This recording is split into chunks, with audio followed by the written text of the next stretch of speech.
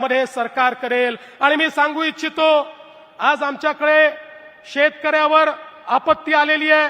आपल्या अहिल्यानगरमध्ये देखील इतक्या मोठ्या प्रमाणावर कधी पाहिला नाही असा पाऊस आला।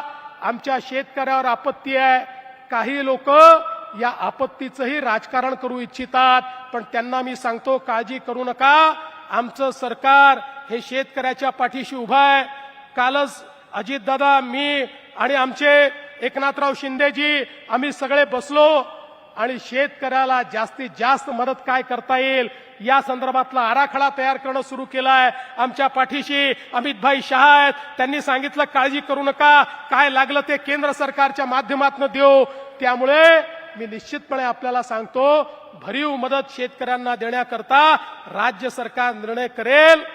आणि जे लोक आमच्यावर टीका करतायत त्यांनाही सांगतो, एकदा आरशात बघून घ्या, एकदा आरशात बघा, तुम्ही असताना काय तुम्ही केलाय हे तुम्ही एकदा आरशात बघा, त्याच्यानंतर आमच्यावर टीका करा। पण कोणी किती टीका केली तरी आम्ही पर्वा करणारे लोक नाही आहोत, कारण आम्हाला या ठिकाणी खुर्च्या तोडण्याकरता लोकांनी पाठवलेलं नाही, शेतकऱ्याची सेवा करण्याकरता पाठवलाय आणि ते केल्याशिवाय आम्ही थांबणार नाही। आणि म्हणून पुन्हा एकदा मी या ठिकाणी आमचे राधाकृष्ण विखे पाटीलजी, सुजय विखे पाटील या सगळ्यांचं मनापासून अभिनंदन करतो।